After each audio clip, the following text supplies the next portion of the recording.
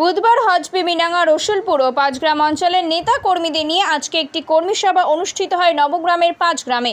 এই কর্মী সভা করার মূল কারণ হিসেবে জানা যায় ৯ নম্বর জঙ্গিপুর লোকসভা কেন্দ্রে আসন্ন লোকসভা নির্বাচন হবে। এতে মমতা ব্যানার্জির মনোনীত তৃণমূল কংগ্রেস প্রার্থী খলিলুর রহমানের সমর্থনে পাঁচগ্রাম, হজবিবিডাঙ্গা ও রসুলপুর অঞ্চলের তৃণমূল কংগ্রেসের সমস্ত কর্মীদেরকে নিয়ে কর্মী সভার আয়োজন করা হয় পাঁচগ্রাম দক্ষিণ মোড়ে বিকেল ৪টে থেকে। আজকের এই কর্মী সভায় তৃণমূলের কর্মী ও নেতৃত্বদের আসন্ন লোকসভা নির্বাচনে মমতা বন্দ্যোপাধ্যায়ের একাধিক উন্নয়নমূলক কর্মসূচি ও প্রকল্প নিয়ে আলোচনা করা হয়। কর্মী সভা শেষ হবার পরে একটি ইফতার পার্টিরও আয়োজন করা হয়। কর্মী সভায় ও ইফতার পার্টিতে উপস্থিত ছিলেন জঙ্গিপুর লোকসভার প্রার্থী খলিলুর রহমান, নবগ্রাম ব্লক কংগ্রেসের সভাপতি মোহাম্মদ এনায়েতুল্লাহ, নবগ্রামের বিধায়ক কানাই চন্দ্র মণ্ডল, জেলা পরিষদের কৃষি ও সেচ কর্মাধ্যক্ষা ওজিফা বেগম সহ ৩টি অঞ্চলের অঞ্চল সভাপতি সহ নেতা কর্মী বৃন্দরা। ইফতার শেষে ইফতারের নামাজ পড়ে জঙ্গিপুর লোকসভার প্রার্থী খলিলুর রহমানও। আজকের কর্মসূচি আপনাদের কি ছিল? আমাদের সর্বভারতীয় তৃণমূল কংগ্রেস, আমাদের সকলের জননেত্রী মমতা ব্যানার্জি আমাকে দ্বিতীয়বার আগামী লোকসভা ভোটে জঙ্গিপুর কেন্দ্রের জন্য মনোনীত করেছে।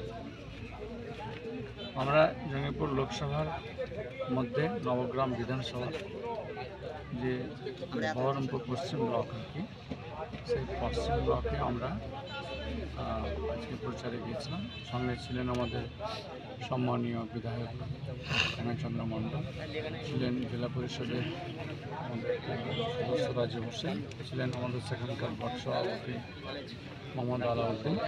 সঙ্গে থেকে আমরা সকলে ঐক্যবদ্ধভাবে আমরা স্থানীয় যারা অঞ্চল নেতৃত্ব রয়েছেন, ব্লক নেতৃত্ব রয়েছেন, সকলকে নিয়ে আমরা আজকে প্রচারে বেরিয়েছিলাম। ৪২পাড়া অঞ্চল এবং রাধারঘাট এই দুটো অঞ্চল করে এসে আমরা কমিয়া যে গ্রাম, নবগ্রাম ব্লকে, সেই কমিয়া গ্রামে আমরা কিছু লোকজনের সঙ্গে আমরা দেখা সাক্ষাৎ করলাম। পাশাপাশি আজকে আমাদের যে মহিলার ICDS এবং আশা এবং অঙ্গনওয়াড়ি, সেই সঙ্গে আমাদের এই এলাকার কিছু আর কি যারা বলিষ্ঠ কর্মীবৃন্দ, সকলকে নিয়ে একটা আজকে আমাদের সভা হলো আর কি। সেটা হচ্ছে পাঁচগ্রামে আগামী দিনের যে আমাদের লোকসভা নির্বাচন, যেভাবে আমি 5টি বছর জঙ্গিপুর লোকসভাবাসীকে সম্পূর্ণভাবে আমি নিষ্ঠার সঙ্গে, সততার সঙ্গে আমি সময় দিয়েছি। আমি অনেক কিছু কাজও হয়েছে। পাশাপাশি আপনার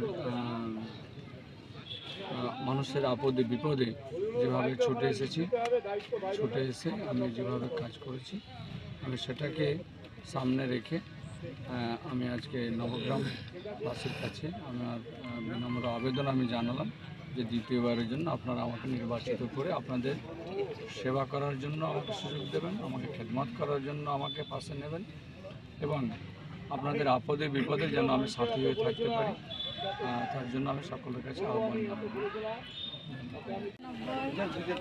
আজকে আমাদের কর্মসূচি, আমাদের যিনি প্রার্থী খলিলুর রহমান, তাকে নিয়ে আমাদের এই বিধানসভা কেন্দ্রের ৪২পাড়া রাধারঘাট 1-2 কিছু অংশ নিয়ে আমাদের রোড শো পরিক্রমা ছিল।